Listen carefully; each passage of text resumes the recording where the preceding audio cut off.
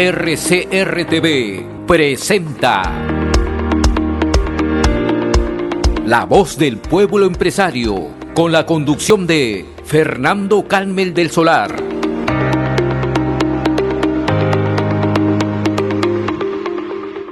Bueno, continuamos con el programa y hoy tenemos nuevamente a Leopoldo Monzón, nuestro amigo Polo, con quien vamos a seguir conversando los temas que quedaron pendientes.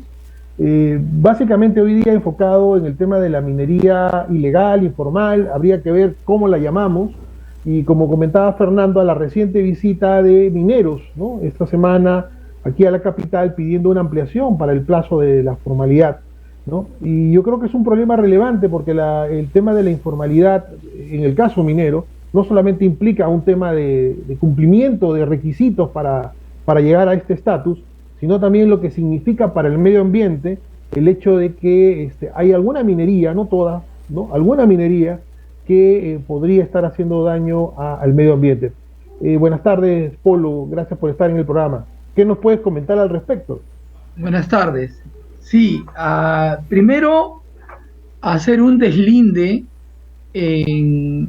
Muchas veces nosotros confundimos los términos de la minería y hablamos de minería ilegal, minería informal, artesanal, y pensamos que es parte de lo mismo.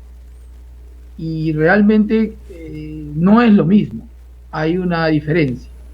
El minero artesanal es un pequeño minero que encuentra un lugar que no tiene dueño, y se posiciona sobre ese lugar y comienza a trabajar y a hacer minería.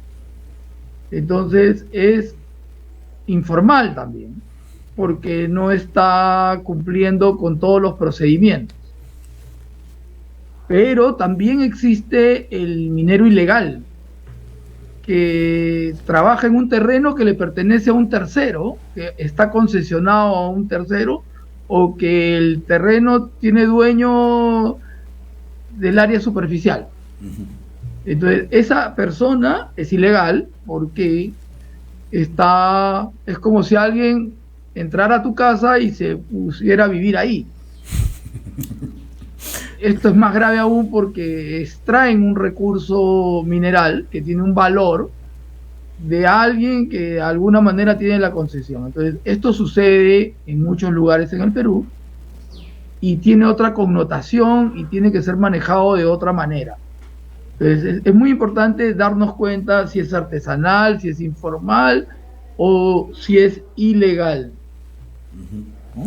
Importantísimo. Lo que ha venido sucediendo en el Perú es de que ha ido creciendo la cantidad de mineros artesanales, informales e ilegales. Hoy día el crecimiento es muy grande. Los cálculos actuales son de aproximadamente 600.000 mineros que tienen esta connotación, lo que significa 600.000 familias, 3 millones de personas que de alguna manera, a 5 miembros por familia, están viviendo de esta actividad.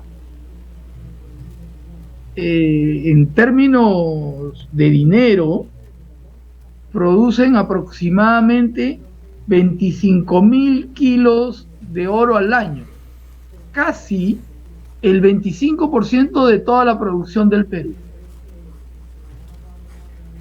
O sea, en dinero, en valor que generan estos 25.000 kilos, estamos por los 1.500 millones de dólares al año que se mueven en esta actividad.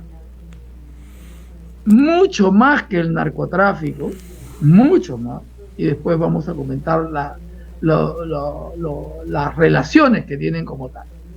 Entonces, en ese contexto tenemos que ubicarnos. Entonces, es un Estado, y lo han sido los anteriores también, que están muy miopes ante esta realidad que siempre ha existido, pero que ha ido creciendo en los últimos años, producto de que hoy día el precio del oro y el precio del cobre estuvieron muy altos. Antes solamente había esta minería en el oro, cuando el precio del oro estaba en 300, 400 dólares la onza. Hoy día tenemos un precio que está por los 1.800 dólares la onza. Estamos históricamente en los últimos años en un precio excepcional del oro. Ujú.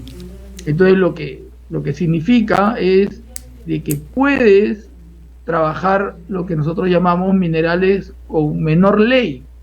Entonces por eso puedes hacer mucha más explotación. Lo que antes no era rentable, hoy día sí lo es. Claro. O sea, imagínate, es por un factor nada más que tú te das cuenta. Cuando el oro estaba a 300 dólares la onza, tú tenías que sacar 10 gramos de oro por tonelada. Hoy día en 1800 puedes sacar 3 gramos por tonelada o 2 gramos por tonelada. Entonces significa que en volumen tenemos mucho más por extraer. Por eso es que ha crecido tanto las personas que se dedican a esta actividad. Ya, Para que tengas una idea en números, para verlo más fácil, es un gramo está por los 60 dólares, el gramo de oro. Claro, es increíble lo que nos cuentas, Polo, es definitivamente, ¿no? Y comprueba además que el Perú históricamente ha sido un país minero, va a seguir siendo un país minero, a pesar de, como dices tú, la miopía de los gobernantes de turno, de ahora y los anteriores, que no han sabido enfrentar o colaborar con estos empresarios, porque los mineros son empresarios artesanales, industrializados, informales, siempre y cuando sí no sean ilegales. Y normalmente, creo que nos cuentes un poco, y debido a la marcha que hubo acá en Lima a principio de semana, que estaban pidiendo plazos, extensión de plazos para poder formalizarse. Es igual, o sea, ya es complejo en el Perú ser formal con una empresa cualquiera.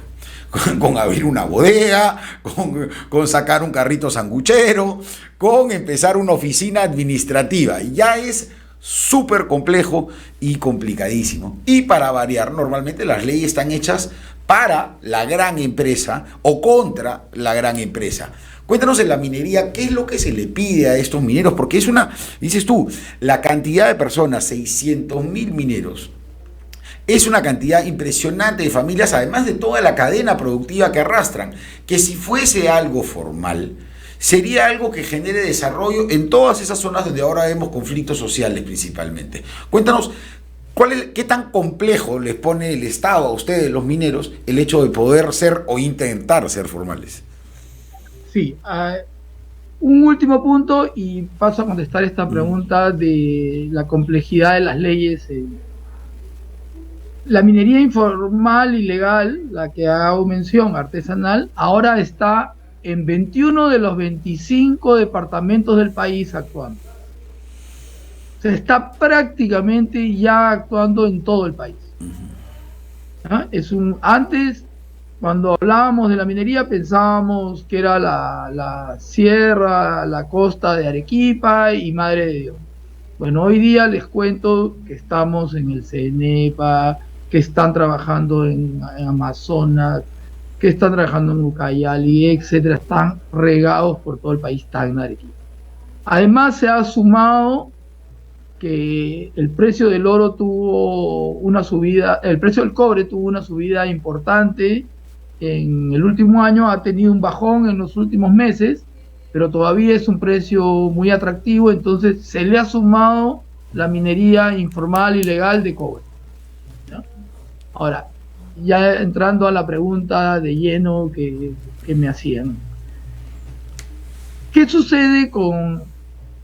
Ahora el Estado dictó una norma que se llama un reinfo y ese reinfo es lo que los mineros estaban de alguna manera pidiendo que se extienda el plazo. Este plazo ha venido extendiéndose varias veces. Pero ¿qué es lo que sucede? Solamente se han inscrito en este reinfo no más del 15% de ese total de los 600.000. O sea, en el reinfo deben haber inscritos en este momento 70.000 inscritos, pero que se les ha dado se les ha otorgado todas las ventajas, no pasan más de 7.000. Entonces, realmente, por eso yo decía miopía del Estado, porque prácticamente se ha hecho muy poco, es formalizar 6.000, 7.000 mineros, de 600.000 es prácticamente nada.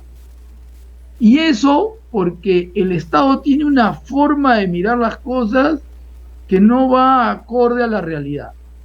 Entonces, primero, lo que también ustedes decían con respecto a los ingresos. ¿Sabes cuánto de impuestos se deja de cobrar en la minería por año, esta minería de la cual estamos haciendo mención? Casi 500 millones de dólares que estarían en el erario nacional. ¿Y qué están haciendo los mineros? Es llevar el oro a las fronteras del Perú y venderlo en otros países. O sea, hay otros países que se están beneficiando de la producción del oro del Perú. Llámese Bolivia, Ecuador, Brasil, hasta en Chile, Colombia, etc. Entonces, el minero prefiere sacar su mineral y venderlo en otros países porque aquí no hemos dado las reglas que se han debido dar para hacer de la minería una realidad tangible y formalizar a estas personas. La mejor manera de formalizarlos es teniendo una batería de plantas de concentración de minerales y que den el servicio. ¿Por qué? Porque acá hay un tema y un problema grave que es el problema ambiental. El minero artesanal, ilegal, informal, lo que hace es entra a una veta o toma el mineral de un río, o sea, trabaja de forma fluvial, trabajando con dragas en la selva, o entra a una veta y extrae. Entonces, ellos sacan un bloque de piedra y ese bloque de piedra o amalgaman con mercurio o usan cianuro. Entonces, ¿qué es lo que sucede en Madre de Dios? Ellos pasan por un proceso de almacenamiento y mezclan el mercurio con el oro y el oro va decantando conjuntamente con el mercurio y el resto, lo que no tiene ley, lo tiran al río y son unas arenas negras que van directamente a los lechos de los ríos. Entonces tú caminas por Madre de Dios y encuentras lechos negros inmensos que son materiales que tienen mucho mercurio. Eso es un daño ambiental tremendo. No tengo que explicarles todo el daño que hace el mercurio. En la minería del oro en vetas, o usan mercurio o usan cianuro. Entonces ellos utilizan el cianuro y luego lo que queda lo arrojan. Y casi siempre en los lechos de los ríos. Entonces tenemos una contaminación producto de esto.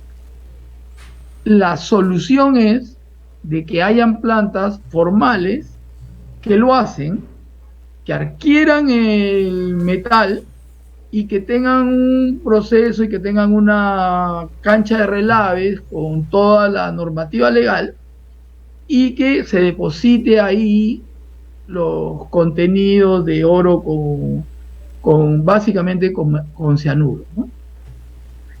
Eso es una de las soluciones. Pero ¿qué pasa? El Estado le pone, para abrir una de estas plantas, les pone iguales condiciones que las que tiene Antamina para abrir su planta. O sea, quiere decir que le obliga a hacer un estudio de impacto ambiental que dura 3 años, que le obliga a sacar todos los permisos. Entonces, ¿qué hace el minero? Como no tiene dónde hacerlo, hace un daño al ambiente.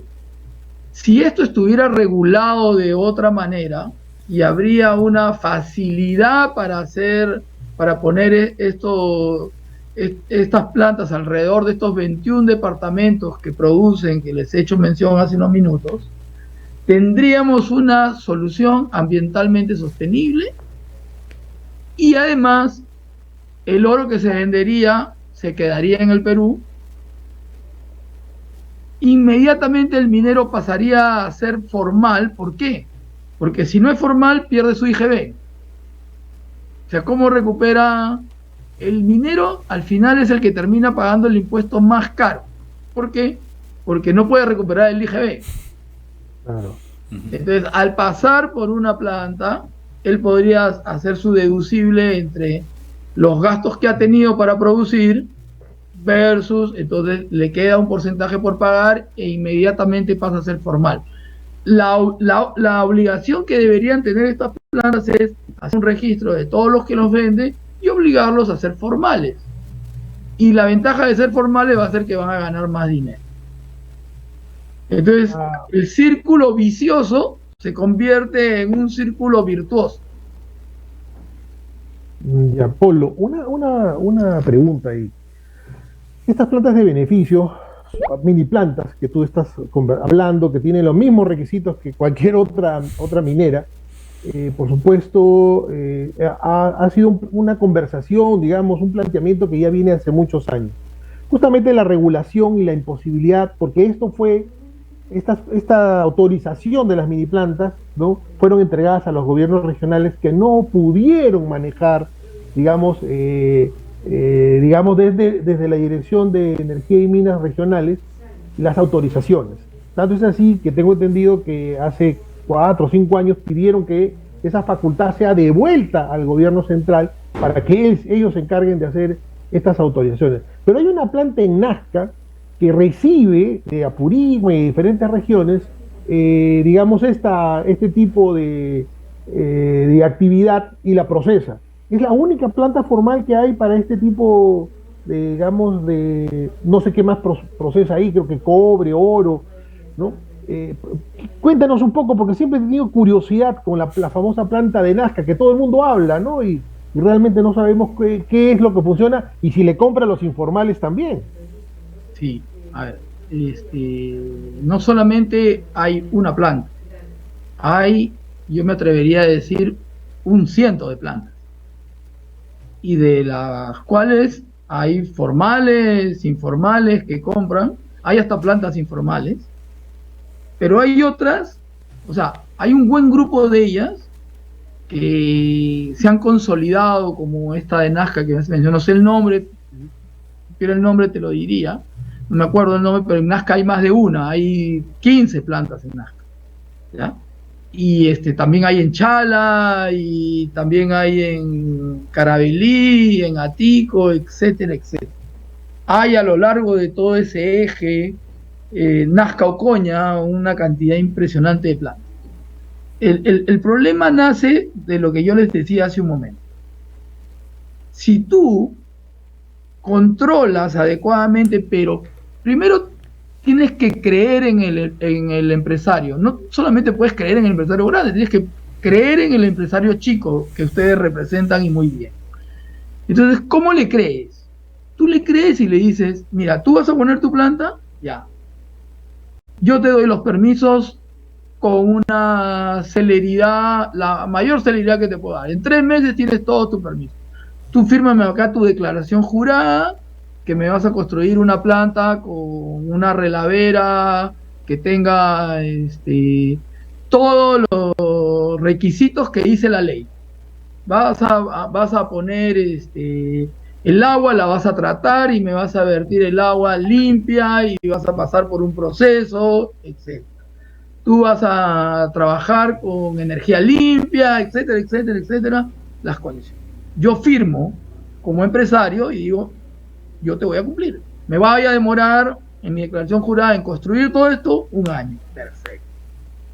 Pero no como ahora, que tú pides un permiso y entre la declaración de impacto, entre la Dirección General de Minería, entre el SENACE, 3, 4 años y me quedo corto. Entonces, ¿qué hace el microempresario?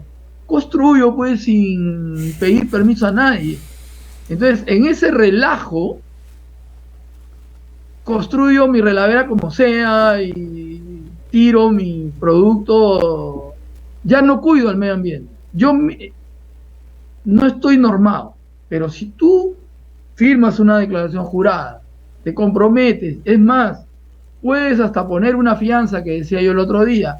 Esa fianza es, si tú no cumples, te la ejecuto. Entonces, pero los permisos los tienes en 3-4 meses.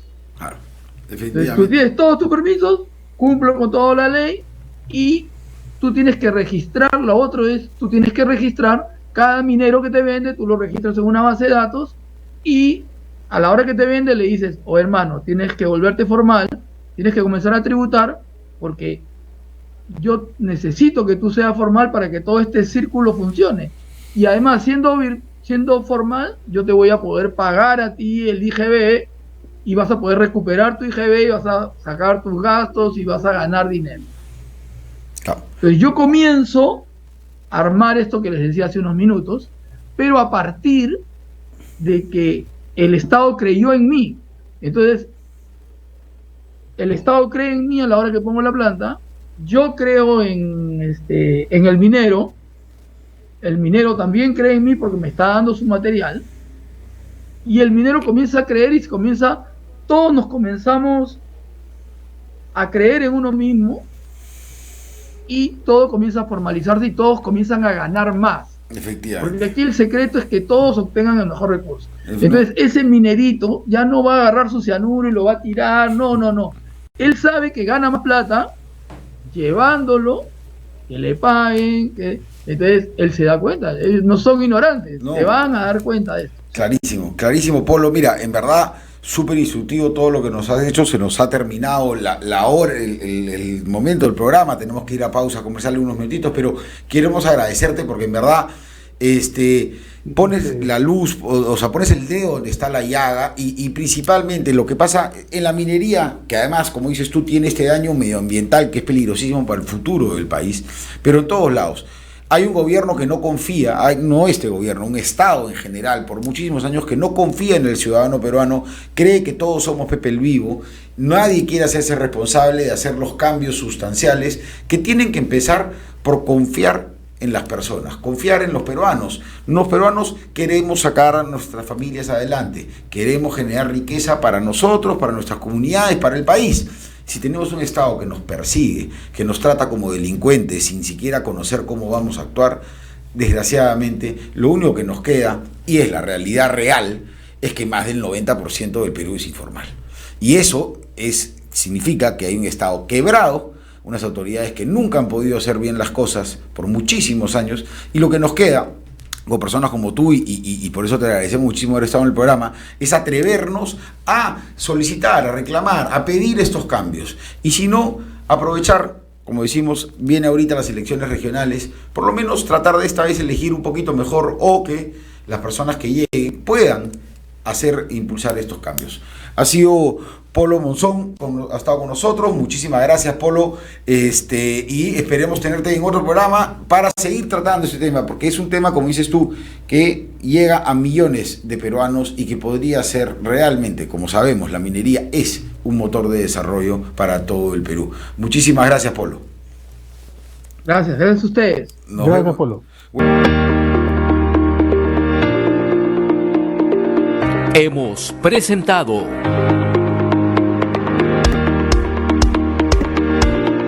La Voz del Pueblo Empresario